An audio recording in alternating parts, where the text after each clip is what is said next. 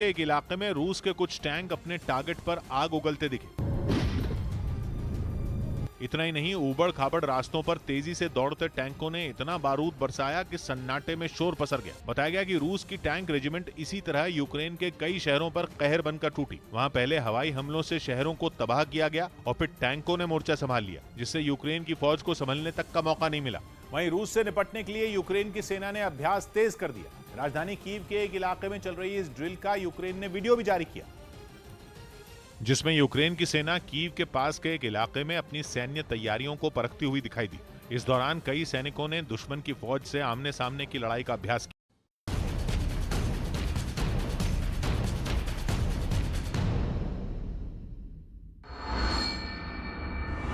Ukraine को घुटनों पर लाने के लिए पुतिन ने ऐसा जाल बिछाया कि व्लादिमीर ज़ेलेंस्की उसमें बुरी तरह फंसते नजर आ रहे हैं। यूक्रेन अगर 2 महीने से जारी रूस के ताबड़तोड़ हमलों के आगे अब तक टिका हुआ है तो उसकी वजह सिर्फ और सिर्फ उसे दूसरे देशों से मिल रही मदद है। पुतिन ये बहुत अच्छी तरह जानते हैं, इसलिए उन्होंने यूक्रेन को मिल रहे हथियारों के सप्लाई रूट पर ही वार करना शुरू कर दिया है।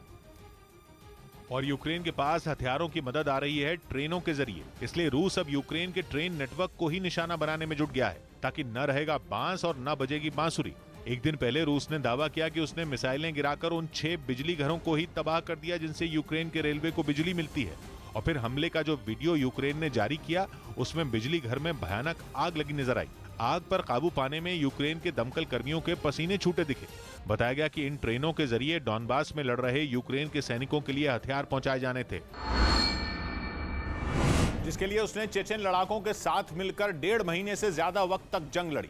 और आखिरी लड़ाई में उन्होंने ऐसा ताबड़तोड़ हमला बोला कि मारियोपोल में बचे हुए यूक्रेन के सैनिक स्टील प्लांट में जाकर छिप गए थे। और उन्हीं सैनिकों को घुटनों पर लाने के लिए अज़ोवस्ताल स्टील प्लांट के पूरे इलाके में तबाही मचा दी गई। हमले के वक्त प्लांट की ड्रोन से ली गई तस्वीरों में भी कई जगह धमाके होते नजर आए। रूस की मिसाइलों ने प्लांट के आसपास की इमारतों को भी खंडहर में बदल दिया। एक इमारत की छत तो कबाड़ के एक ढेर जैसी दिखाई दी। वहां रूसी सेना के हमलों की ऐसी मार पड़ी कि कई दिनों तक स्टील प्लांट और उसके नजदीक के इलाकों से धुआं उठता दिखाई दिया। मारियोपोल पर कब्जे के ऐलान के बाद वहां रूसी सेना के कई टैंक भी नजर आए। उधर रूस की सेना ने बारूदी सुरंगों को तबाह कर देने वाले अपने बेहद खतरनाक हथियार UR-77 मेचोरित से यूक्रेन के रिहायशी इलाकों पर हमले तेज कर दिए। यूक्रेन की मीडिया ने मारियोपोल में किए गए ऐसे ही एक हमले का वीडियो जारी किया, जिसमें रूस का ये घातक हथियार वहां कई इमारतों को ध्वस्त करता दिखाई दिया। इसके लिए पहले रूसी सेना ने कई किलोमीटर दूर एक टारगेट सेट किया और निशाना सही लगने के बाद लॉन्चर से रॉकेट को दाग दिया। UR-77 मेचोरित से छोड़ा गया रॉकेट अपने साथ कई किलो विस्फोटक से भरा रस्सी जैसा एक पाइप लेकर निशाने तक उड़ गया और जैसे ही विस्फोटक से भरा पाइप टारगेट पर गिरा, वहां एक तेज धमाका हुआ। बताया गया कि जहां ये धमाका हुआ वहां एक बड़े हिस्से में मौजूद इमारतें पूरी तरह धराशायी हो गईं। रूसी सेना ने शहर के कई दूसरे हिस्सों में भी इसी तरह के हमले किए। यूक्रेन ने रिहायशी इलाकों पर हमले के लिए इस हथियार के इस्तेमाल को पूरी तरह गलत करार दिया, क्योंकि इसका असली काम लैंडमाइन को उड़ाने का है। यानी UR-77 मेचोरित जंग के बीच दुश्मन के इलाके में बिछाई गई बारूदी सुरंगों से अपनी सेना के काफिले को बचाने का काम करता है। लेकिन रूस अब इसका इस्तेमाल यूक्रेन के शहरों को निशाना बनाने के लिए कर रहा है, जिसने ज़ेलेंस्की की सेना की चिंता बढ़ा दी। रूस का यह हथियार बेहद घातक है, क्योंकि ये एक बार में 90 मीटर लंबी और 6 मीटर चौड़ी सड़क पर बिछी बारूदी सुरंगों को एक झटके में उड़ा देता है। इसके लिए रूसी सेना का काफिला जिस इलाके से गुजरता है, उसके सैनिक पहले सड़क पर बिछी लैंडमाइंस का पता लगा लेते हैं और फिर तैयारी होती है उन्हें उड़ाने की। विस्फोटक से भरे एक पाइप को रॉकेट से जोड़ा जाता है। यही पाइप लॉन्चर से एक तार के जरिए जुड़ा रहता है। इसके बाद बटन दबते ही रॉकेट विस्फोटक से भरे पाइप को बारूदी सुरंग से पटी सड़क पर ले जाकर गिरा देता है और फिर धमाके से वहां की सारी बारूदी सुरंगों को उड़ा दिया जाता है। अब यूक्रेन दावा कर रहा है कि रूस अपने इसी मारक हथियार से उनके रिहायशी इलाकों को निशाना बना रहा है। वहीं यूक्रेन से जंग के बीच रूस अपनी खतरनाक कलिब्र क्रूज मिसाइल की ताकत को और बढ़ाने की तैयारी में जुटा है। रूस की हथियार बनाने वाली एक कंपनी ने दावा किया कि मिसाइल की मारक क्षमता बढ़ाने के लिए तेजी से काम किया जा रहा है, जिसके बाद पहले से ही घातक रूस की ये क्रूज मिसाइल और भी खतरनाक हो जाएगी। पलक झपकते ही दुश्मन के ठिकाने को नेस्त नाबूद कर देने वाली कलिब्र मिसाइल की ताकत दुनिया पहले ही देख चुकी है। रूस ने यूक्रेन के साथ युद्ध में इस मिसाइल का जमकर इस्तेमाल किया। रूस की क्रूज मिसाइल कलिब्र ने यूक्रेन के कई शहरों में ऐसी तबाही मचाई कि पूरी दुनिया दहल गई। मारियोपोल, खार्किव, निकोलेव समेत राजधानी कीव की इमारतों को भी खंडहर में बदल देने के पीछे रूस का यही मारक हथियार रहा। और अब रूस कलिब्र मिसाइल को और भी ताकतवर बनाने की तैयारी कर रहा है। बताया गया कि इस क्रूज मिसाइल की ताकत बढ़ाने पर रूस ने 2019 में ही काम शुरू कर दिया था, जब 2018 में अमेरिका ने उसके साथ किए गए इंटरमीडिएट रेंज न्यूक्लियर फोर्स समझौते को खत्म कर दिया था। 1987 से दोनों देशों के बीच चले आ रहे समझौते को ट्रंप सरकार ने ये कहते हुए खत्म कर दिया था कि रूस जमीन से इस्तेमाल की जाने वाली लंबी दूरी की मिसाइलें बना रहा है, जबकि इस समझौते के मुताबिक जमीन से लॉन्च की जाने वाली करीब 500 किलोमीटर से 5,500 किलोमीटर तक वार करने वाली मिसाइलें बनाने पर रोक थी। और जैसे ही ये समझौता खत्म हुआ, रूस ने कलिब्र की रेंज को बढ़ाने का काम शुरू कर दिया। खबरों के मुताबिक अब रूस की इस मिसाइल की रेंज बढ़ाकर 5,000 किलोमीटर तक की जा सकती है, जिससे उसकी मारक क्षमता और भी बढ़ जाएगी। हालांकि परमाणु हथियार ले जाने में सक्षम कलिब्र क्रूज मिसाइल पहले से ही बहुत घातक है। दुश्मन के ठिकाने को पूरी तरह धराशायी कर देने वाली इस मिसाइल की लंबाई 6 से 9 मीटर तक और वजन 1300 से 2300 किलोग्राम तक होता है, जबकि इस मिसाइल में 400 से 500 किलो विस्फोटक का इस्तेमाल हो सकता है। यही नहीं, ये मिसाइल 1500 से लेकर 2500 किलोमीटर दूर तक के टारगेट को तबाह कर सकती है। और अब इस मिसाइल की रेंज बढ़ाकर 4 से 5000 किलोमीटर करने पर काम जारी है। इसके अलावा मिसाइल में ऐसे बदलाव भी किए जा रहे हैं कि वो पहले से भी ज्यादा विस्फोटक ले जा सके, ताकि जब जरूरत पड़े तो यूक्रेन के खिलाफ रूस की सेना बड़े हमले को अंजाम दे सके। खबर यह भी है कि पुतिन ने परमाणु हमले की ताकत रखने वाली कलिब्र क्रूज मिसाइलों को पनडुब्बियों में भी लोड करवा दिया है, जिसका सीधा मतलब यह है कि समुद्र के रास्ते रूस की नौसेना यूक्रेन पर फिर धावा बोल सकती है। इससे पहले रूस ने काला सागर में मॉस्कवा जंगी जहाज के जरिए यूक्रेन पर कई मिसाइलें दागी थी। मॉस्कवा वही जंगी जहाज है जिसे रूस की बड़ी ताकत माना जा रहा था, लेकिन कुछ दिन पहले ही वो जहाज भी समुद्र में डूब गया। उसके डूबने के बाद यूक्रेन की मीडिया की तरफ से ये खबर भी सामने आई थी कि रूस के उस जंगी जहाज में परमाणु हथियार भी मौजूद थे।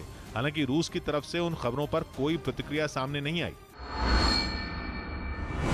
लेकिन रूस के परमाणु हथियारों पर यूक्रेन की मीडिया ने एक और बड़ा दावा कर दिया, और वो ये कि क्राइमिया के पास तैनात रूस की पनडुब्बी में कलिब्र मिसाइल लोड कर दी गई है। और ये खबर जेलेंस्की की चिंता को और भी बढ़ा सकती है, क्योंकि कलिब्र कोई आम मिसाइल नहीं, बल्कि परमाणु हथियार ले जाने में सक्षम क्रूज मिसाइल है। यानी यूक्रेन के बेहद पास परमाणु हथियार एक बड़े खतरे की तरह पहुंच गया है। हालांकि ये मिसाइलें रूस के लिए भी बड़ी मुश्किल खड़ी कर सकती हैं, क्योंकि कलिब्र क्रूज मिसाइलें कई मौकों पर मिसफायर भी हुई हैं। पिछले साल रूस में प्रशांत महासागर के तट पर एक अभ्यास के दौरान रूस की नौसेना ने इसी मिसाइल को दागा था। उस वक्त मिसाइल लॉन्च होने के बाद खतरनाक तरीके से घूम गई थी और फिर समुद्र में क्रैश हो गई थी। अगर परमाणु हथियारों से लैस मिसाइलों के साथ ऐसी घटना हुई तो बड़ी अनहोनी हो सकती है। रूस और यूक्रेन की जंग में पहली बार रूस ने सीधा सीधा तीसरे विश्व युद्ध से दुनिया को आगाह किया। इस बार ये बात न तो किसी मीडिया रिपोर्ट में कही गई, न ही कोई अनुमान जताया गया। इस बार रूस के विदेश मंत्री ने दुनिया को चेतावनी देते हुए खुद ही तीसरे विश्व युद्ध का नाम ले लिया। मतलब वो बात जो अब तक पूरी दुनिया को डरा रही थी, वो केवल फसाना नहीं थी, बल्कि उसमें हकीकत है। रूस के विदेश मंत्री सर्गेई लावरोव ने दो टूक कहा कि तीसरे विश्व युद्ध का बड़ा खतरा दुनिया के सिर पर मंडरा रहा है। लावरोव उस वक्त रूस की एक न्यूज एजेंसी को इंटरव्यू दे रहे थे। उनकी बातों से साफ था कि लगातार लंबे खिंच रहे युद्ध से रूस के सब्र का बांध टूट रहा है। उन्होंने ये भी इशारा किया कि यूक्रेन ही जंग को लंबा खींचना चाहता है।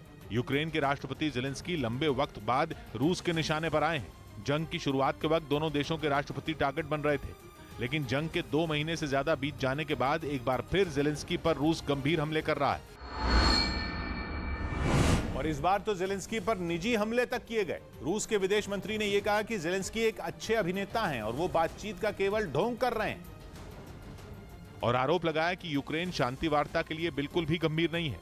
रूस ने यह आरोप तब लगाया जब रूस और यूक्रेन के बीच शांति वार्ता शुरू हुए भी 1.5 महीने से ज्यादा बीत चुका है, लेकिन अब तक कोई ठोस नतीजा नहीं निकला। रूस ने आरोप लगाया कि जेलेंस्की का रवैया शांति वार्ता की तरफ पूरी तरह गैर पेशेवर और लापरवाह है।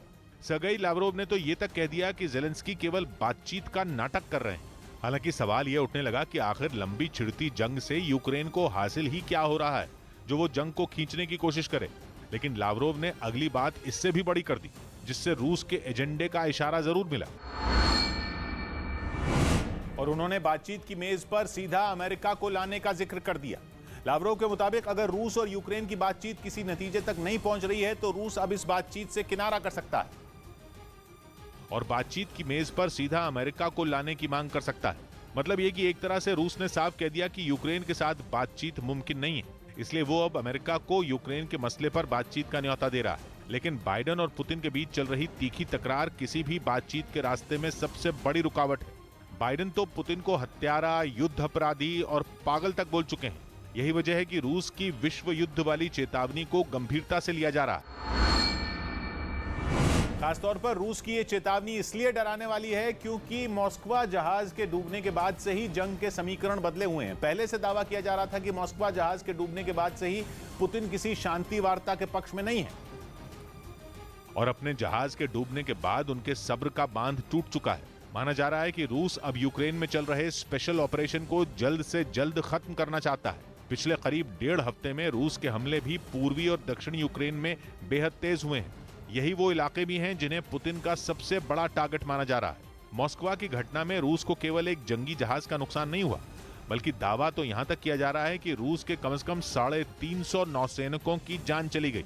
माना जा रहा है कि रूस अब यूक्रेन में कुछ बड़ा करने वाला है, इतना बड़ा जिसकी किसी ने कल्पना भी न की हो। इसीलिए रूस दुनिया को आगाह कर रहा है। रूस के विदेश मंत्री ने इसीलिए इस बार तीसरे विश्व युद्ध का नाम लिया और शायद इसीलिए उन्होंने सीधे अमेरिका को बातचीत में शामिल करने की वकालत कर दी। उधर रूस ने दावा किया कि इस जंग में उसकी टैंक रेजिमेंट ने ज़ेलेंस्की की फौज के पसीने छुड़ा दिए।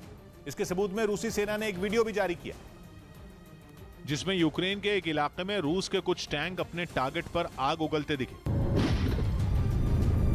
इतना ही नहीं, ऊबड़ खाबड़ रास्तों पर तेजी से दौड़ते टैंकों ने इतना बारूद बरसाया कि सन्नाटे में शोर पसर गया। बताया गया कि रूस की टैंक रेजिमेंट इसी तरह यूक्रेन के कई शहरों पर कहर बनकर टूटी। वहां पहले हवाई हमलों से शहरों को तबाह किया गया और फिर टैंकों ने मोर्चा संभाल लिया, जिससे यूक्रेन की फौज को संभलने तक का मौका नहीं मिला।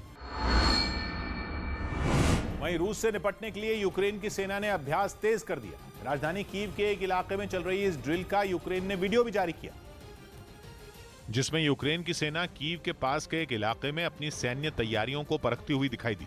इस दौरान कई सैनिकों ने दुश्मन की फौज से आमने सामने की लड़ाई का अभ्यास किया। कोई जमीन पर लेटकर तो कोई जंगल के बीच छिपकर दुश्मन सेना पर कैसे कहर बरपाया जाए, इसकी ट्रेनिंग लेता नजर आया। बताया गया कि कीव को रूस के फौजियों के हमले से बचाने के लिए यूक्रेन की अजोव रेजिमेंट के सैनिकों को तैयार किया गया है। ये रेजिमेंट यूक्रेन की सेना की नेशनल गार्ड यूनिट है, जिनके बारे में दावा किया गया कि ये जवान राजधानी को रूस की सेना से बचाने के लिए कुछ भी कर सकते हैं।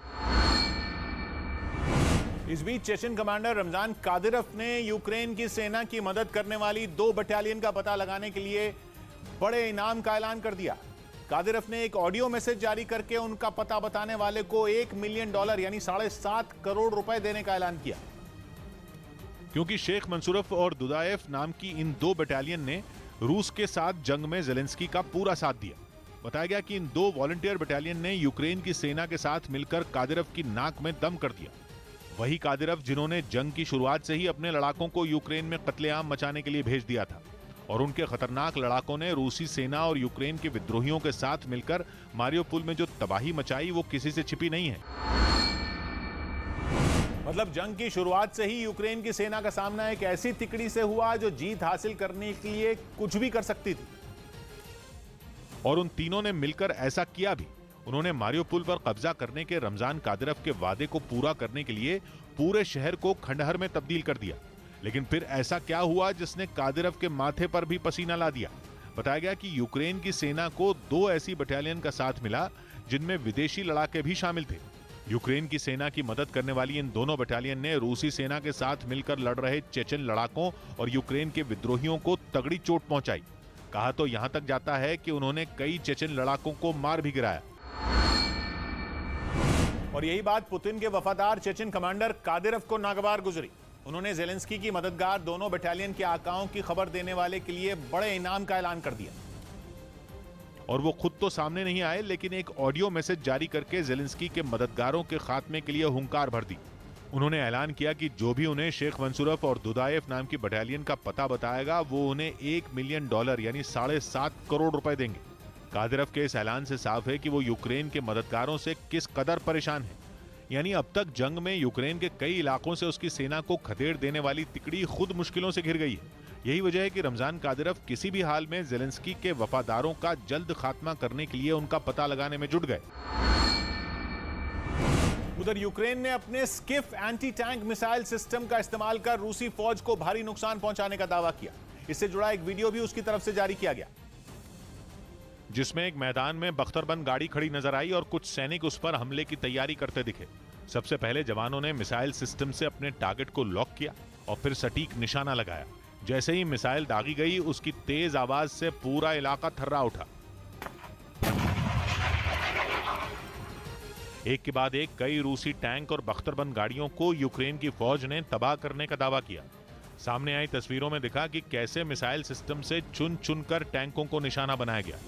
वहीं एक हमला जंगल में छिपे सैनिकों पर भी किया गया, जिसके बाद चारों तरफ धुएं का गुबार छाया नजर आया। और जिस Schiff anti tank missile system से यूक्रेन की फौज ने पुतिन की सेना पर हमले का दावा किया, उसे यूक्रेन नहीं बनाया है, जिनका इस्तेमाल जंग की शुरुआत से ही ज़ेलेंस्की की फौज कर रही है। और इस मिसाइल सिस्टम की मदद से कुछ सेकंड में टैंक और बख्तरबंद गाड़ियों को ध्वस्त किया जा सकता है। यही नहीं, जमीन पर दुश्मनों पर काल बनकर तो ये टूटती है, साथ ही हवा में उड़ रहे हेलीकॉप्टरों को भी ढेर कर सकती है और इसके जरिए 5 किलोमीटर तक टारगेट को तबाह किया जा सकता है, जबकि वजन कम होने की वजह से इसे कंधे पर आसानी से रखकर कहीं भी ले जाया जा सकता है। वहीं यूक्रेन की सेना ने अमेरिकी रॉकेट लॉन्चर सिस्टम से रूस की फौज पर कई रॉकेट दागे। सबूत के तौर पर उसकी तरफ से एक वीडियो भी जारी किया गया, जिसमें एक जवान हाई मार्स यानी high mobility artillery rocket system से हमले की तैयारी करता दिखाई दिया। सैनिक ने सबसे पहले अपने टारगेट की पहचान की और फिर रॉकेट दागे। जैसे ही रॉकेट से हमले किए गए, उनकी जोरदार आवाज से पूरा इलाका दहशत में आ गया। यूक्रेन ने दावा किया कि उसने अपने इस हमले में रूसी फौज को काफी नुकसान पहुंचाया। सामने आई तस्वीरों में करीब 4 राउंड रॉकेट फायर हुआ। जैसे ही रॉकेट दागे गए, तेज रोशनी निकली और पूरे इलाके में धुएं का गुबार छा गया। बताया गया कि यूक्रेन ने जिस मल्टीपल रॉकेट लॉन्चर से हमले किए, वो उसे अमेरिका से मिले थे और अमेरिका ने हाईमार्स नाम के इस मल्टीपल रॉकेट लॉन्चर सिस्टम को 1990 के दशक में बनाया था, जिसके जरिए एक बार में 6 रॉकेट दागे जा सकते हैं। ये ट्रक जैसा होता है, जिसे कहीं भी आसानी से ले जाया जा सकता है और इसे खास तौर पर युद्ध के लिए ही बनाया गया है, क्योंकि ये चंद सेकंड में बड़े से बड़े टारगेट को ध्वस्त कर सकता है। यही नहीं, इसकी मारक क्षमता करीब 500 किलोमीटर तक है, जिसका इस्तेमाल अफगानिस्तान और सीरिया में अमेरिकी फौज कर चुकी है। उधर यूक्रेन के एक इलाके में चर्च के पास छिपे रूस के कुछ सैनिकों पर ज़ेलेंस्की की फौज ने हमला कर दिया। बताया गया कि दुश्मन की बमबारी से बचने के लिए रूसी सेना ने उस गिरजाघर के पास सैन्य हथियार तैनात किए थे, जिसका जवाब यूक्रेन के सैनिकों ने अपने सटीक निशाने से दिया। जो तस्वीरें सामने आई, उनमें साफ दिखा कि यूक्रेन ने उस चर्च के पास भारी गोलाबारी की, जिसके बाद वहां कुछ दिखा तो वो था धुएं का गुबार। इस हमले के बाद वहां से इतनी भारी मात्रा में धुआं उठा कि गिरजाघर के आसपास काफी देर तक कुछ नजर आना ही बंद हो गया। रिहायशी इलाके में हुए बदले के इस हमले ने एक पल के लिए सबकी सांसें अटका कर रख दी। इस बीच यूक्रेन ने सोवियत संघ के बनाए हथियार से रूस की सेना पर हमला बोल दिया। उसने 9K111 फागोत मिसाइल से रूस के कई टैंकों को निशाने पर लिया और बाकायदा इस हमले का वीडियो भी जारी किया, जिसमें यूक्रेन के सैनिक 9K111 फागोत नाम की एंटी टैंक गाइडेड मिसाइल से लैस नजर आए, जिसे दागने के लिए सिर्फ इशारा मिलने की देर थी। जैसे ही हरी झंडी मिली, यूक्रेन ने मिसाइल दाग दी।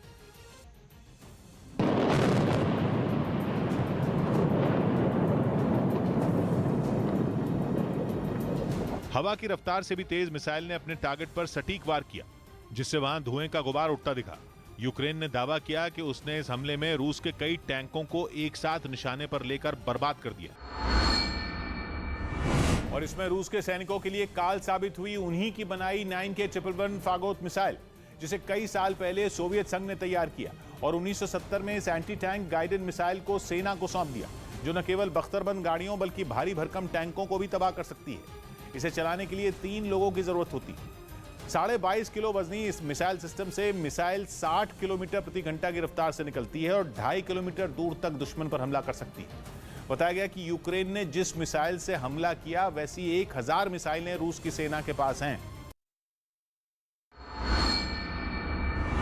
पुतिन की फौज पर यूक्रेन में लोगों की मदद की आड़ में बम भेजने का आरोप लगा। यूक्रेन ने आशंका जताई कि रूसी सेना उसके देश के लोगों को नुकसान पहुंचाना चाहती है और इसीलिए उसने राहत सामग्री में बांटे जाने वाले दूध के पैकेट में बम लगाकर रखा था। सामने आई तस्वीरों में रूस के सैनिक खेरसॉन शहर के लोगों को खाने पीने की चीजें बांटते नजर आए। दावा है कि रूसी जवानों ने जो दूध के पैकेट दिए उनमें एक से बम मिला। बताया गया कि राहत सामग्री लेकर एक बुजुर्ग महिला जब घर पहुंची और उसने दूध का पैकेट खोला तो उसके होश उड़ गए। पैकेट के अंदर तार जुड़ा हुआ था और साथ ही एक विस्फोटक भी नजर आया। दूध के पैकेट में बम देखकर आसपास के लोग भी घबरा गए, लेकिन बाद में सावधानी से बम को ठिकाने लगा दिया गया। इस बीच रूस ने यूक्रेन पर अब तक का सबसे घातक हमला करने का दावा करके सबके होश उड़ा दिए। रूस के रक्षा विभाग ने एक वीडियो जारी कर यह बताया कि उसने एक रात में यूक्रेन का नक्शा बदल दिया और यूक्रेन पर इतने बम बरसाए कि गिनना मुश्किल हो गया। एक बार जो तोपें गरजी वो फिर रुकी ही नहीं। रूस के मुताबिक इस हमले में उसने यूक्रेन के 87 ठिकानों को निशाना बनाया, जिसमें मौजूद तकरीबन 500 सैनिकों को एक रात में मौत की नींद सुला दिया गया। 500 enemy personnel, 59 armored vehicles, artillery mounts and cars were destroyed. रूस का दावा है कि यूक्रेन को इस जबरदस्त हमले में काफी नुकसान झेलना पड़ा। 500 सैनिकों के अलावा उसे कई टैंक, तेल के डिपो और यहां तक कि अपना शक्तिशाली S-300 मिसाइल सिस्टम भी खोना पड़ा। उधर रूस ने दावा किया कि उसने यूक्रेन के एक हथियार डिपो से उसकी सेना को खदेड़कर उसे अपने कब्जे में ले लिया, जिसके सबूत के तौर पर उसने एक वीडियो भी जारी किया, जिसमें जहां तक निगाह गई सिर्फ जंगी टैंक दिखाई दिए। कुछ की हालत खराब थी तो कुछ एकदम चमचमा रहे थे। बताया गया कि ये यूक्रेन का एक अहम हथियार डिपो था, जहां टैंकों और जंगी गाड़ियों की मरम्मत का काम भी किया जाता था। इसी वजह से वहां इतने टैंक एक साथ मौजूद थे। इसके अलावा वहां भारी मात्रा में गोला बारूद भी मिला, जिसे रूसी सैनिकों ने अपने कब्जे में ले लिया। सिर्फ यही नहीं, वहां बड़े बड़े बक्सों में कई मिसाइलें भी मौजूद थी। बताया गया कि रूसी सैनिकों ने इस हमले के बाद वहां मौजूद यूक्रेन के एक रडार सिस्टम को भी हथिया लिया। वहीं रूस ने खार्किव के कई इलाकों पर कब्जा कर लिया, जिसकी जानकारी खुद वहां के प्रशासन ने दी। इसके साथ ही आरोप लगाया गया कि रूसी सेना ने वहां के कई रिहायशी इलाके भी तबाह कर दिए और इन हमलों में खार्किव के कई लोगों की मौत हो गई। इसके अलावा रूसी बमबारी ने ज्यादातर इमारतों को तहस नहस कर दिया, जिसकी वजह से जगह जगह मलबे का ढेर दिखाई दिया। कई इलाके तो पूरी तरह वीरान नजर आए। इन हमलों के बीच कुछ रिहायशी इलाकों में खाने पीने का सामान बांटा गया, क्योंकि पिछले कई दिनों से हो रही भीषण गोलीबारी से लोग अपने घरों में ही कैद हैं। वहां से सामने आई एक तस्वीर में एक बुजुर्ग महिला नजर आई, जिनके बारे में बताया गया कि वो पिछले कई हफ्तों से अपने घर से बाहर ही नहीं निकली। यही नहीं, लोगों से मिलने पर उन्हें ये लगा कि जंग खत्म हो गई है।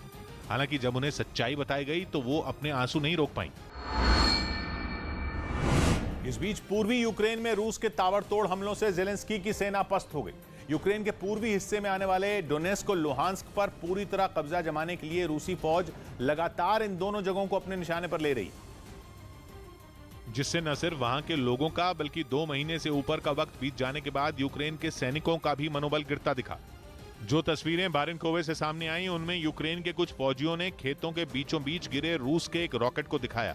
उनका मानना है कि ये रूस की अपने बड़े हथियारों को इस तरह यूक्रेन की धरती पर भेजकर उन्हें धमकाने की साजिश है। यूक्रेन के उन सैनिकों ने रूस के हमले से खेतों के बीच मची तबाही के मंजर को दिखाया। उन्होंने वो टूटे फूटे ईंटों के मकान दिखाए जिनमें कभी लोग रहा करते थे, वो मकान जो कभी किसी के घर थे। सड़कों पर पसरे सन्नाटे ने भी ज़ेलेंस्की के जवानों को पस्त करके रख दिया।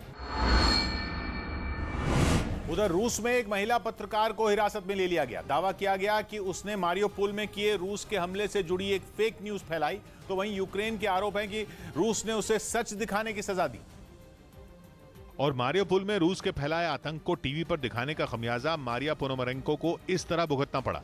वहीं दूसरी तरफ रूस के मुताबिक इस पत्रकार ने जंग से जुड़ी झूठी खबर फैलाकर रूस की साख पर बट्टा लगाने का काम किया। कानून के मुताबिक रूस में फेक न्यूज फैलाने की सजा 15 साल की जेल है। यही वजह है कि उसे हिरासत में लेकर इस मामले की जांच की जाएगी, जिसके लिए कोर्ट में उसकी अगली पेशी सोमवार को होगी। वहीं रूस ने दावा किया कि उसने वहां के एक बड़े पत्रकार की हत्या की साजिश में शामिल सभी 6 आरोपियों को गिरफ्तार कर लिया। आरोप लगाया गया कि पत्रकार को मारने की जिम्मेदारी यूक्रेन ने एक आतंकी संगठन को सौंपी थी, लेकिन रूस की खुफिया एजेंसी एफएसबी ने इस साजिश को नाकाम कर दिया। साथ ही इसमें शामिल आरोपियों को गिरफ्तार कर लिया, जिसके लिए रूस के जवानों ने मॉस्को में एक बड़ा सर्च ऑपरेशन चलाया, जिसकी कुछ तस्वीरें भी सामने आई। उनमें एक तस्वीर में आरोपियों की तलाश में रूस की खुफिया एजेंसी के कुछ जवान हथियारों के साथ एक मकान में दाखिल होते दिखे। कुछ ही देर में उन्होंने वहां मौजूद एक आरोपी को जमीन पर गिरा दिया और फिर उसे अपनी गिरफ्त में ले लिया। इसी तरह मॉस्को के अलग अलग जगहों में छिपे बाकी बचे आरोपियों को पकड़ने के लिए कई टीमें बनाई गई और दावा है कि ये टीमें 5 आरोपियों को पकड़ने में कामयाब रहीं। इसके अलावा इस ऑपरेशन के दौरान कई हथियार भी बरामद किए गए। वहीं रूस का आरोप है कि यूक्रेन के राष्ट्रपति जेलेंस्की ने रूसी पत्रकार को मारने की साजिश रची थी जो फेल हो गई। उधर रूस और यूक्रेन युद्ध में परमाणु हमले के खतरे से यूरोप के कई देश सहम गए और वहां के लोग ऐसे बंकरों को बनवाने में जुट गए जिन पर परमाणु बमों का कोई असर न हो और परमाणु हमला होने पर वो बेखौफ होकर इन बंकरों में रह सकें। यही वजह रही कि यूरोप के कई देशों में अचानक बंकरों की डिमांड बढ़ गई और इससे जुड़ी कंपनियों की चांदी हो गई, क्योंकि रूस और यूक्रेन युद्ध के बीच परमाणु हमले के खतरे से वहां के कई लोग इस कदर डर गए कि उन्हें ऐसा लगने लगा कि किसी भी दिन रूस परमाणु हमला कर सकता है। इसलिए बड़ी बड़ी इमारतों के पार्किंग एरिया में कंक्रीट की मजबूत ढलाई की जा रही है ताकि वक्त आने पर इसका इस्तेमाल बंकर की तरह किया जा सके। इतना ही नहीं, परमाणु हमले का डर कई देशों में इस तरह दहशत मचा रहा है कि लोगों की जान बचाने के लिए वहां की सरकारें अंडरग्राउंड बंकर बनवाने के लिए इससे जुड़ी कंपनियों से संपर्क कर रही हैं और पुराने बंकरों की मरम्मत करने का आदेश दे दिया गया है। और जिन देशों ने परमाणु हमले से निपटने की तैयारी शुरू कर दी है उनमें एक देश स्विट्जरलैंड भी है, जहां बंकर बनवाने या फिर ठीक करवाने की होड़ मची है। बंकर बनाने वाली एक कंपनी ने दावा किया कि स्विट्जरलैंड के लोग जमीन के अंदर बने बंकरों की मरम्मत करवाने में ज्यादा दिलचस्पी दिखा रहे हैं, क्योंकि 1960 के दशक में बने घर जैसे ये बंकर अब रहने के लायक नहीं बचे और उनमें ज्यादातर बर्बाद हो चुके हैं। बताया गया कि हर घर बंकर की नीति बनाकर वहां की सरकार ने उस वक्त करीब 20,000 बंकर बनवाए थे ताकि कोल्ड वॉर के दौरान परमाणु हमला होने के हालात में स्विट्जरलैंड के लोगों को बंकरों में रखकर बचाया जा सके। इसके अलावा परमाणु प्लांट में हादसा होने पर उससे निकलने वाले रेडिएशन से बचने के लिए भी इन बंकरों को बनवाया गया था। इस बीच यूक्रेन के ज़ापोरिज़िया में रूसी सेना ने कई मिसाइलें दागीं, जिसके बाद शहर में अफरा तफरी मच गई और कुछ लोग हमले के बाद दहशत में सड़क पर इधर उधर भागते नजर आए। दावा किया गया कि रूस के हमले इतने जोरदार थे कि दूर तक धमाकों की आवाज सुनाई दी। बताया गया कि रूस की सेना ने क्रूज मिसाइलों से एल्यूमिनियम प्लांट को निशाना बनाया था। सामने आए वीडियो में प्लांट पूरी तरह आग की लपटों के बीच घिरा नजर आया। जैसे ही मिसाइल हमलों का शोर थमा, आसमान में चारों तरफ धुएं का गुबार छा गया। दावा है कि रूसी सेना शहर के लोगों में डर पैदा करने के लिए लगातार मिसाइलें दाग रही है। 62 दिन से जारी जंग में हथियारों की कमी से जूझ रहे यूक्रेन की मदद के लिए जर्मनी सामने आया। जेलेंस्की को अब जर्मनी से एंटी एयरक्राफ्ट सिस्टम मिलेंगे और इसका ऐलान खुद वहां की रक्षा मंत्री क्रिस्टीन लम्ब्रिस्ट ने किया। जर्मनी की ये दिखाने की कोशिश है कि वो भी यूक्रेन के साथ खड़ा है। Wir haben gestern entschieden, dass wir die Ukraine unterstützen werden mit einer Flug. Ukraine को जर्मनी से 50 एंटी एयरक्राफ्ट सिस्टम जल्द भेजे जाएंगे। वहां की संसद में भी इस बात पर चर्चा हुई कि कैसे यूक्रेन को ज्यादा से ज्यादा मदद पहुंचाई जाए। जेलेंस्की की फौज को जो एयरक्राफ्ट सिस्टम मिलेंगे उन्हें चीता भी कहा जाता है। यूक्रेन इनका इस्तेमाल जमीन और आसमान में रूस के हमले से बचने के लिए कर सकेगा, जबकि इनमें लगे रेडार की मदद से दुश्मन के हमले का तुरंत पता लगाया जा सकता है। वहीं यूक्रेन की सीमा के पास रूस के शहरों में हो रहे हमलों का ब्रिटेन ने समर्थन किया। पिछले 1 महीने में रूस के 3 तेल डिपो को निशाना बनाया गया और रूस का आरोप है कि ये हमले यूक्रेन की तरफ से किए गए। हालांकि यूक्रेन ने इस मुद्दे पर चुप्पी साध ली, लेकिन ब्रिटेन ने यह कहकर सभी को चौंका दिया कि यूक्रेन का रूस के अंदर घुसकर हमला करना जायज है और अगर इन हमलों में ब्रिटेन के भेजे हथियारों का इस्तेमाल हुआ है तो वो खुश है। ब्रिटेन के इस रुख से रूस भड़क गया और उसने चेतावनी दी कि नेटो अब यूक्रेन में प्रॉक्सी वॉर लड़ रहा है, यानी सीधे वो युद्ध में शामिल नहीं है लेकिन यूक्रेन को उकसा रहा है, जिसका नतीजा बहुत भयानक हो सकता है। लुहांस्क में यूक्रेन की सेना ने इतने बम बरसाए कि रूसी सैनिकों के पैरों तले जमीन खिसक गई, जिसके बाद वो लोग जान बचाने के लिए वहां से भाग खड़े हुए। लेकिन यूक्रेन के धमाके रुके नहीं बल्कि बढ़ते चले गए। जंगल से गुजरते रूसी सैनिकों के पास एक बम तो ऐसा फटा कि वो डर के मारे वहीं जम गए। इसके बाद वो थोड़ा संभले और सुरक्षित ठिकानों की तरफ दौड़ पड़े। इस बीच यूक्रेन के हमले लगातार जारी रहे। रूसी सिपाही अपनी जान बचाने के लिए खंडर हो चुकी इमारतों से सट कर खड़े हो गए। वो जब आगे बढ़ने की कोशिश करते वहां एक और धमाका सुनाई पड़ता। हालांकि वो किसी तरह आखिरकार अपने बंकर तक पहुंच गए, जिसके बाद यूक्रेन ने वहां इतनी तबाही मचाई कि पूरा इलाका बर्बाद हो गया। जिसका वीडियो रूस की तरफ से जारी किया गया। रूस यूक्रेन को घेरे बैठा है और रूस को घेरने के लिए नेटो बड़ा प्लान तैयार करके बैठा है। यूक्रेन युद्ध के 2 महीने बाद भी पुतिन के तीखे तेवर बरकरार देखकर नेटो की भी त्योरियां चढ़ गई हैं और उसने रूस को चेतावनी देने के लिए उसके पड़ोसी देश फिनलैंड में अपने जंगी जहाज उतार दिए। खबर है कि नेटो के 3 जंगी जहाज फिनलैंड की नौसेना के साथ ट्रेनिंग एक्सरसाइज करने के लिए वहां पहुंचे। नेटो की फिनलैंड के साथ ये करीबी तब है जब वो उसका सदस्य तक नहीं है, लेकिन रूस का पड़ोसी तो है। और फिर फिनलैंड के जल्द नेटो का दामन थामने की खबरों ने पूरा जोर पकड़ा हुआ। फिनलैंड की प्रधानमंत्री तो 2 हफ्ते पहले ही साफ भी कर चुकी हैं कि वो जल्द अपने देश को नेटो में शामिल कराने पर फैसला लेंगी। बस इसीलिए नेटो फिनलैंड से हाथ मिलाकर रूस से यूक्रेन का हिसाब फिनलैंड में बराबर करने की कोशिश में है, जिसके लिए नेटो के सदस्य देशों लातविया, एस्टोनिया और द नेदरलैंड्स के जंगी जहाज फिनलैंड के दक्षिण पश्चिमी तट पर बसे तुर्कू शहर के बंदरगाह पर पूरी तैयारी के साथ पहुंच भी चुके हैं और 28 अप्रैल से फिनलैंड के 2 जंगी जहाजों के साथ 2 दिन तक एक्सरसाइज करेंगे, ताकि जो रूस आए दिन फिनलैंड को धमकियां दिए जा रहा है वो उसे अकेला ना समझे और उसकी तरफ आंखें उठाकर भी न देखे। इस बीच फिनलैंड और स्वीडन की मीडिया में यह खबर भी चल रही है कि दोनों देश नेटो से जुड़ने का फैसला कर चुके हैं और अगले महीने एक साथ नेटो की सदस्यता के लिए अर्जी देंगे। जबकि फिनलैंड और स्वीडन रूस के दोनों ही पड़ोसी दूसरे विश्व युद्ध के बाद से कभी भी किसी भी खेमे का हिस्सा नहीं रहे। दोनों नेटो के पार्टनर जरूर हैं, लेकिन कभी उससे सीधे जुड़े नहीं। लेकिन जब रूस ने यूक्रेन पर हमला बोला तो दोनों देशों में अपनी सुरक्षा का डर इतना घर कर गया कि वो नेटो से जुड़ने के बारे में सोचने पर मजबूर हो गए, क्योंकि अगर एक बार स्वीडन और फिनलैंड नेटो के सदस्य बन गए तो फिर नेटो के सभी 30 सदस्य देश उनकी हिफाजत करने में जुट जाएंगे। इसकी वजह यह है कि नेटो की संधि ही कहती है कि अगर उसके एक भी सदस्य पर हमला हुआ तो वो उसके सभी 30 सदस्यों पर हमला माना जाएगा और फिर पूरा का पूरा नेटो हमला करने वाले देश पर टूट पड़ेगा। स्वीडन और फिनलैंड को डर ही यही है कि यूक्रेन की तरह रूस कल को उन पर भी हमला न कर दे, इसलिए खबर है कि उन्होंने नेटो से जुड़ने का मन बना लिया, मतलब अमेरिका की टीम में शामिल होने का फैसला कर लिया। और रूस कैसे अपने पड़ोसियों को अपने दुश्मन अमेरिका के पाले में जाने दे, इसलिए वो लगातार स्वीडन और फिनलैंड को नेटो से दूर रहने की धमकी दे रहा है। बल्कि 2 हफ्ते पहले तो पुतिन के खासम खास और रूस के पूर्व राष्ट्रपति दिमित्री मेदवेदेव ने तो दोनों देशों को डराने के लिए अपने परमाणु हथियारों के जखीरे का जिक्र तक छेड़ दिया था। दिमित्री मेदवेदेव रूस की सिक्योरिटी काउंसिल के डिप्टी चेयरमैन का पद संभाल रहे हैं। ऐसे में उन्होंने कहा था कि अगर फिनलैंड और स्वीडन नेटो से जुड़े तो रूस अपनी सुरक्षा के लिए उनके पास के इलाके में परमाणु हथियार उतार देगा।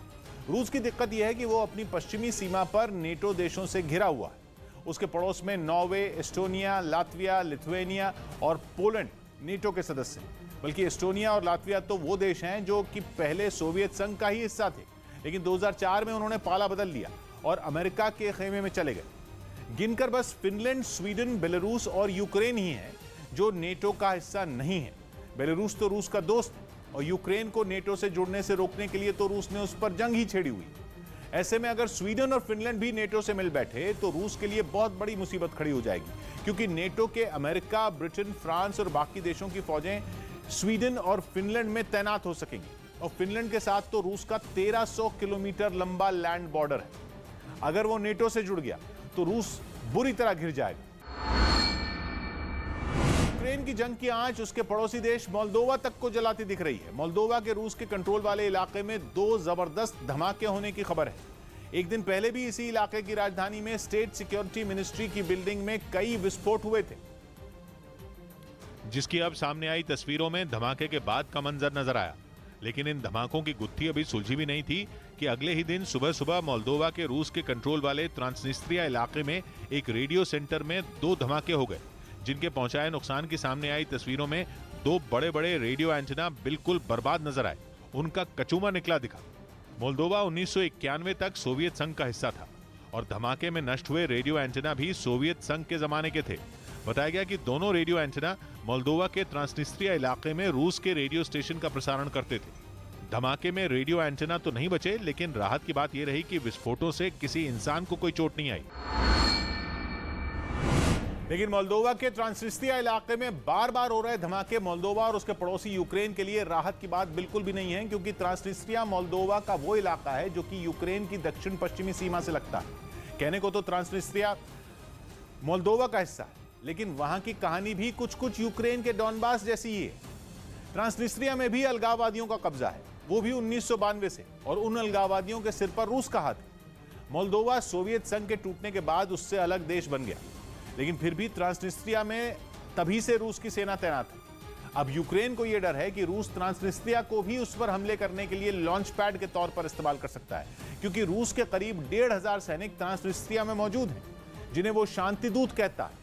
लेकिन यूक्रेन को शक है कि रूस इनके जरिए ट्रांसनिस्ट्रिया से यूक्रेन पर हमला बोल सकता है। इतना ही नहीं, पिछले हफ्ते रूस के एक बड़े सैन्य अधिकारी ने तो यह तक कहा था कि रूस के यूक्रेन पर हमले के प्लान में पूरे के पूरे दक्षिणी यूक्रेन पर कब्जा करने का प्लान भी शामिल है, ताकि दक्षिणी यूक्रेन से ट्रांसनिस्ट्रिया तक जमीन का रास्ता खुल सके और रूस वहां घुस सके। इस बीच यूक्रेन को मोल्दोवा से जोड़ने वाले पुल को धमाके में उड़ा दिया गया। इस पुल के एक तरफ है यूक्रेन का ओडेसा शहर और दूसरी तरफ है मोल्दोवा। ये पुल जंग के हालात में यूक्रेन की सेना के सामान को इधर से उधर पहुंचाने में बहुत मदद करता है, जिसे रूसी फौज ने बड़ी होशियारी से धमाके में उड़ा दिया। जो तस्वीरें सामने आई उनमें ओडेसा से मोल्दोवा की सीमा को जोड़ने वाला ये पुल ध्वस्त दिखा। इस हमले के बाद वहां कुछ बचा तो वो थी धमाके की तेज आवाज। इस हमले के बाद वहां दूर से ही धुएं का गुबार उठता नजर आया, जिसे देखकर वहां मौजूद लोग घबरा गए।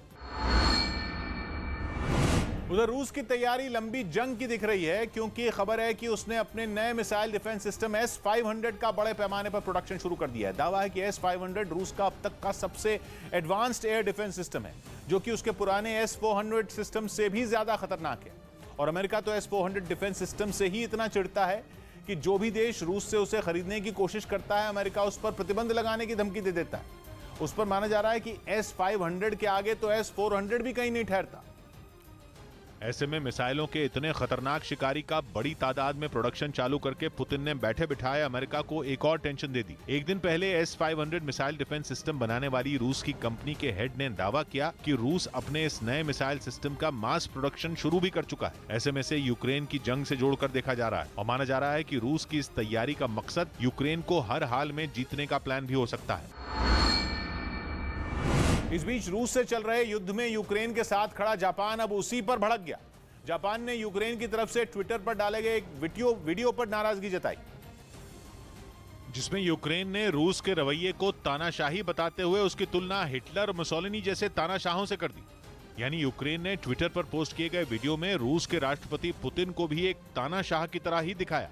लेकिन जहां वीडियो खत्म हुआ वहां 3 तस्वीरें लगाई गई थी। एक तस्वीर हिटलर की, दूसरी मुसोलिनी और तीसरी तस्वीर थी जापान के वॉर टाइम के सम्राट रहे शिरोशितो की। वही शिरोशितो जिन्हें दूसरे विश्व युद्ध के दौरान जापान में भगवान की तरह पूजा जाता था और अब भी जापान के लोग अपने सम्राट का उसी तरह सम्मान करते हैं। और यही वजह है कि यूक्रेन के वीडियो में उनकी फोटो को हिटलर और मुसोलिनी के साथ लगा हुआ देखते ही जापान बुरी तरह नाराज हो गया, जिसके बाद उसने यूक्रेन से माफी की मांग की। जबकि वहां के कई लोगों ने यूक्रेन के पोस्ट किए गए वीडियो का विरोध करते हुए ये मांग तक उठा दी कि जंग में अब उसकी मदद नहीं करनी चाहिए। इसके बाद अपनी गलती का एहसास होते ही यूक्रेन ने 1 अप्रैल को पोस्ट किए गए वीडियो को डिलीट कर दिया। साथ ही जापान के लोगों की भावनाओं को ठेस पहुंचाने के लिए उसने माफी भी मांगी। यही नहीं, वीडियो को फिर से एडिट करके पोस्ट किया गया, जिसमें अंत में सिर्फ हिटलर और मुसोलिनी की तस्वीरें लगी नजर आईं। वहीं रूस पर प्रतिबंधों का चाबुक चलाने वाले ब्रिटेन ने यूक्रेन के लिए मसीहा बनने का फैसला लिया है। ब्रिटेन ने आर्थिक मोर्चे पर यूक्रेन के लिए बड़ी मदद का ऐलान किया और यूक्रेन के सभी कारोबारियों के लिए ब्रिटेन के बाजार को पूरी तरह से खोल दिया। मतलब ये कि यूक्रेन से ब्रिटेन पहुंचने वाले किसी भी सामान पर कोई ड्यूटी नहीं लगेगी। इससे यूक्रेन के कारोबारियों के लिए एक्सपोर्ट आसान हो जाएगा और वो ज्यादा मुनाफा कमा पाएंगे। ये फैसला किसी एक उद्योग या किसी खास तरह के प्रोडक्ट पर नहीं है, बल्कि ब्रिटेन की तरफ से दी गई जानकारी के मुताबिक यूक्रेन से आने वाले हर सामान को ड्यूटी फ्री करने का फैसला हुआ। जौ और शहद समेत कई ऐसे प्रोडक्ट हैं जो बड़े पैमाने पर यूक्रेन से ब्रिटेन भेजे जाते हैं। इनके ड्यूटी फ्री होने का सीधा मतलब यह है कि यूक्रेन के व्यापारियों को अपने कारोबार को पटरी पर लाने में बड़ी मदद मिल पाएगी।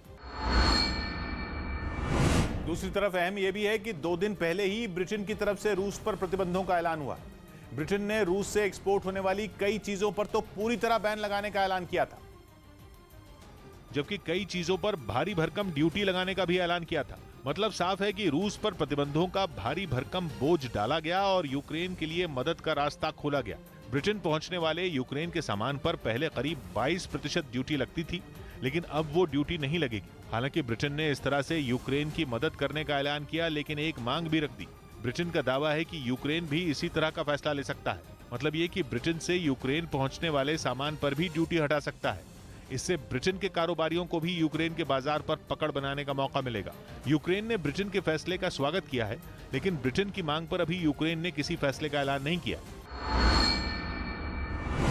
उधर बुचा में एक बार फिर कब्रें खोदकर 100 से ज्यादा शवों को निकालने का दावा किया गया, जिसके बाद यूक्रेन ने रूस पर नरसंहार करने का आरोप दोहराया। बुचा में इन हत्याओं के लिए यूक्रेन रूसी सेना को जिम्मेदार ठहराता आ रहा है, जबकि रूस इससे इनकार करने से। और इस बीच बुचा के एक दूसरे इलाके में कई कब्रें खोदी गईं, जहां से सैकड़ों शवों को निकाला गया। आरोप है कि बुचा पर कब्जे के दौरान रूसी सेना ने सैकड़ों लोगों को मारकर उनके शवों को जमीन में गाड़ दिया था, जिन्हें निकालने के लिए खुदाई करने वाली मशीन की मदद ली गई और फिर एक एक कर कई शव जमीन से निकाले गए। बताया गया कि उन शवों की पहचान करने के बाद उन्हें उनके परिवार वालों को सौंपा जा रहा है।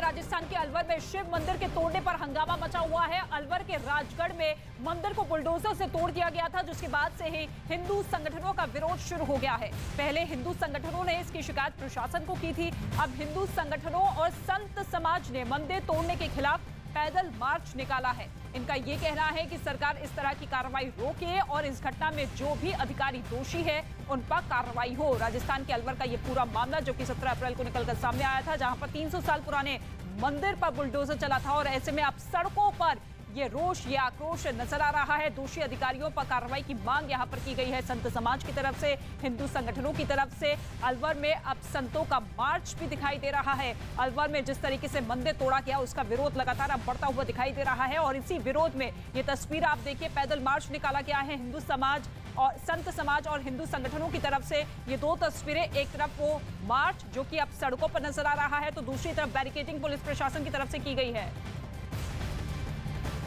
भवानी, इस वक्त मेरे सहयोगी मौजूद है। भवानी, क्या कुछ स्थिति, क्या कुछ मांग रखी गई है संत समाज और हिंदू संगठनों की तरफ से? देखिए, हिंदू संगठनों ने मांग रखी है कि सबसे बड़ी मांग तो है कि मंदिर को उसी जगह पर वापस बनवाया जाए जहां पर तोड़ा गया। दूसरा, सरकार माफी मांगे, क्योंकि जिस तरीके से तोड़ा गया वो गलत है और अब जो कार्रवाई सरकार ने की है उससे संतुष्ट नहीं है। और बीजेपी बीजेपी भी शामिल है इस प्रदर्शन में और बीजेपी का ये आरोप है कि जो एक्शन सरकार ने लिया उसमें अलवर नगर पालिका के चेयरमैन को भी सस्पेंड किया। बीजेपी का ये आरोप है कि नगर पालिका के बोर्ड का कोई लेना देना नहीं था, ये सरकार का एक्शन था, इसलिए बोर्ड चेयरमैन को हटाना गलत है।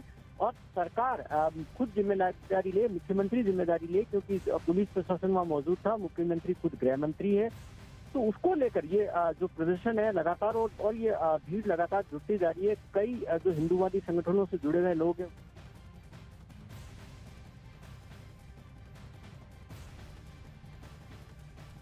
बिल्कुल, तो ये मांग रखी जा रही है कि जो कार्रवाई अभी इस पूरे मामले को लेकर की गई है वो एक तरफा कार्रवाई है, पक्षपातपूर्ण कार्रवाई की गई है और सरकार के खिलाफ एक्शन लिया जाए। ये मांग संत समाज की तरफ से अब सड़कों के जरिए, सड़कों पर जिस तरीके से मार्च निकाला गया है, विरोध प्रदर्शन लगातार बढ़ता हुआ। और भवानी का एक बार फिर से रुख करते हैं। भवानी, हालांकि जो कार्रवाई की गई है उस कार्रवाई को गलत बता रहा है संत समाज, बीजेपी के लोग की पक्षपातपूर्ण कार्रवाई की गई है। ऐसे में क्या लगता है आपको कि इस पूरे मामले को लेकर अब अगला कदम क्या कुछ हो सकता है अगर मांग अभी नहीं सुनी गई तो? देखिए, सरकार की ओर से 2 एक्शन लिए गए। सरकार की ओर से 103 अधिकारियों में वहाँ जो एसडीएम है राजगढ़ के उनको सस्पेंड कर दिया गया, नगर पालिका के जो प्रशासनिक अधिकारी उनको सस्पेंड कर दिया और नगर पालिका के चेयरमैन है जो बीजेपी के हैं उनको सस्पेंड कर दिया। और दूसरा, सरकार ने ये भरोसा दिलाया, वहाँ बीजेपी कांग्रेस का प्रतिनिधिमंडल गया था भंवर जितेंद्र सिंह की अगुवाई में, जो पूर्व केंद्रीय मंत्री है, उन्होंने कहा था कि सरकार मंदिर यहाँ पर बनवाएगी और उन्होंने कहा कि अगर सरकार नहीं बनवाती है तो वो भंवर जितेंद्र सिंह ने कहा वो अपने निजी खर्चे पर इसको बनवाएंगे। बिल्कुल ठीक है। मंदिर कांग्रेस प्रतिनिधि मंडल की तरफ से भरोसा जरूर जताया गया है कि मंदिर का निर्माण होगा, लेकिन इसी की मांग को लेकर अब सड़कों पर सीधी तरीके से आक्रोश नजर आ रहा है। शुक्रिया भवानी, तमाम जानकारी के लिए आपका।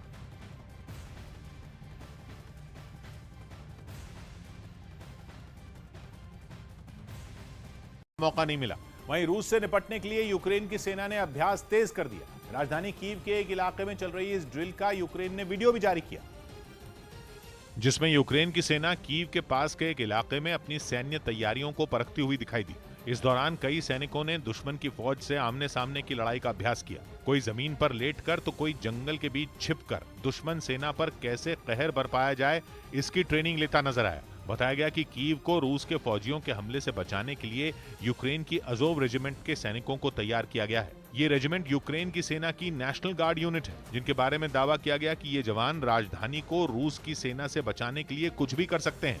इस बीच चेचन कमांडर रमजान कादिरव ने यूक्रेन की सेना की मदद करने वाली 2 बटालियन का पता लगाने के लिए बड़े इनाम का ऐलान कर दिया। कादिरव ने एक ऑडियो मैसेज जारी करके उनका पता बताने वाले को $1 मिलियन यानी 7.5 करोड़ रुपए देने का ऐलान किया, क्योंकि शेख मंसूरफ और दुदाएफ नाम की इन 2 बटालियन ने रूस के साथ जंग में जेलेंस्की का पूरा साथ दिया। बताया गया कि इन 2 वॉलंटियर बटालियन ने यूक्रेन की सेना के साथ मिलकर कादिरव की नाक में दम कर दिया। वही कादिरव जिन्होंने जंग की शुरुआत से ही अपने लड़ाकों को यूक्रेन में कत्लेआम मचाने के लिए भेज दिया था, और उनके खतरनाक लड़ाकों ने रूसी सेना और यूक्रेन के विद्रोहियों के साथ मिलकर मारियोपोल में जो तबाही मचाई वो किसी से छिपी नहीं है। मतलब जंग की शुरुआत से ही यूक्रेन की सेना का सामना एक ऐसी तिकड़ी से हुआ जो जीत हासिल करने के लिए कुछ भी कर सकती थी, और उन तीनों ने मिलकर ऐसा किया भी। उन्होंने मारियोपोल पर कब्जा करने के रमजान कादिरव के वादे को पूरा करने के लिए पूरे शहर को खंडहर में तब्दील कर दिया। लेकिन फिर ऐसा क्या हुआ जिसने कादिरव के माथे पर भी पसीना ला दिया? बताया गया कि यूक्रेन की सेना को 2 ऐसी बटालियन का साथ मिला जिनमें विदेशी लड़ाके भी शामिल थे। यूक्रेन की सेना की मदद करने वाली इन दोनों बटालियन ने रूसी सेना के साथ मिलकर लड़ रहे चेचन लड़ाकों और यूक्रेन के विद्रोहियों को तगड़ी चोट पहुंचाई। कहा तो यहां तक जाता है कि उन्होंने कई चेचन लड़ाकों को मार भी गिराया, और यही बात पुतिन के वफादार चेचन कमांडर कादिरव को नागवार गुजरी। उन्होंने जेलेंस्की की मददगार दोनों बटालियन के आकाओं की खबर देने वाले के लिए बड़े इनाम का ऐलान कर दिया, और वो खुद तो सामने नहीं आए, लेकिन एक ऑडियो मैसेज जारी करके जेलेंस्की के मददगारों के खात्मे के लिए हुंकार भर दी। उन्होंने ऐलान किया कि जो भी उन्हें शेख मंसूरफ और दुदाएफ नाम की बटालियन का पता बताएगा वो उन्हें $1 मिलियन यानी 7.5 करोड़ रुपए देंगे। कादिरव के इस ऐलान से साफ है कि वो यूक्रेन के मददगारों से किस कदर परेशान है। यानी अब तक जंग में यूक्रेन के कई इलाकों से उसकी सेना को खदेड़ देने वाली तिकड़ी खुद मुश्किलों से घिर गई है। यही वजह है कि रमजान कादिरव किसी भी हाल में जेलेंस्की के वफादारों का जल्द खात्मा करने के लिए उनका पता लगाने में जुट गए। उधर यूक्रेन ने अपने Schiff anti tank missile system का इस्तेमाल कर रूसी फौज को भारी नुकसान पहुंचाने का दावा किया। इससे जुड़ा एक वीडियो भी उसकी तरफ से जारी किया गया, जिसमें एक मैदान में बख्तरबंद गाड़ी खड़ी नजर आई और कुछ सैनिक उस पर हमले की तैयारी करते दिखे। सबसे पहले जवानों ने मिसाइल सिस्टम से अपने टारगेट को लॉक किया और फिर सटीक निशाना लगाया। जैसे ही मिसाइल दागी गई, उसकी तेज आवाज से पूरा इलाका थर्रा उठा। एक के बाद एक कई रूसी टैंक और बख्तरबंद गाड़ियों को यूक्रेन की फौज ने तबाह करने का दावा किया। सामने आई तस्वीरों में दिखा कि कैसे मिसाइल सिस्टम से चुन चुनकर टैंकों को निशाना बनाया गया। वहीं एक हमला जंगल में छिपे सैनिकों पर भी किया गया, जिसके बाद चारों तरफ धुएं का गुबार छाया नजर आया। रूस और यूक्रेन के बीच जंग और भीषण होती जा रही है। रूस का सारा ध्यान अब यूक्रेन के पूर्वी हिस्से डॉनबास पर है, लेकिन अब तक की जंग में उसे किसी एक शहर पर कब्जा करने में सबसे ज्यादा परेशानी हुई तो वो है मारियोपोल, जहां करीब 1.5 महीने तक चली भीषण जंग के बाद रूस ने कब्जे का ऐलान किया था। और अब उसी मारियोपोल में हुई भीषण जंग का एक वीडियो सामने आया। बताया गया कि यह वीडियो अजोवस्ताल स्टील प्लांट पर कंट्रोल करने के लिए हुई आखिरी लड़ाई का है, जिसमें स्टील प्लांट के आसपास के इलाके में भीषण जंग होती दिखाई दी। वहां एक कमरे में छिपे रूस के सैनिक ने सामने से हो रही फायरिंग का जवाब देने के लिए ताबड़तोड़ गोलियां चला दी। प्लांट में छिपे यूक्रेन के सैनिकों को ढेर करने के लिए वो रुक रुक कर जोरदार फायरिंग करता रहा। इसी तरह अजोवस्ताल स्टील प्लांट के पास के एक दूसरे हिस्से में एक के बाद एक कई धमाके होते हुए नजर आए, जबकि एक जगह तो मशीन गन से इस तरह गोलियां चलती दिखाई दी कि सामने मौजूद दुश्मन का नामो निशान तक मिट गया होगा। कुछ दिन पहले रूस की सेना ने अजोवस्ताल स्टील प्लांट पर कंट्रोल करने के बाद पूरे मारियोपोल पर कब्जे का ऐलान कर दिया था, जिसके लिए उसने चेचन लड़ाकों के साथ मिलकर 1.5 महीने से ज्यादा वक्त तक जंग लड़ी। और आखिरी लड़ाई में उन्होंने ऐसा ताबड़तोड़ हमला बोला कि मारियोपोल में बचे हुए यूक्रेन के सैनिक स्टील प्लांट में जाकर छिप गए थे। और उन्हीं सैनिकों को घुटनों पर लाने के लिए अज़ोवस्ताल स्टील प्लांट के पूरे इलाके में तबाही मचा दी गई। हमले के वक्त प्लांट की ड्रोन से ली गई तस्वीरों में भी कई जगह धमाके होते नजर आए। रूस की मिसाइलों ने प्लांट के आसपास की इमारतों को भी खंडहर में बदल दिया। एक इमारत की छत तो कबाड़ के एक ढेर जैसी दिखाई दी। वहां रूसी सेना के हमलों की ऐसी मार पड़ी कि कई दिनों तक स्टील प्लांट और उसके नजदीक के इलाकों से धुआं उठता दिखाई दिया। मारियोपोल पर कब्जे के ऐलान के बाद वहां रूसी सेना के कई टैंक भी नजर आए। उधर रूस की सेना ने बारूदी सुरंगों को तबाह कर देने वाले अपने बेहद खतरनाक हथियार UR-77 मैचोरीज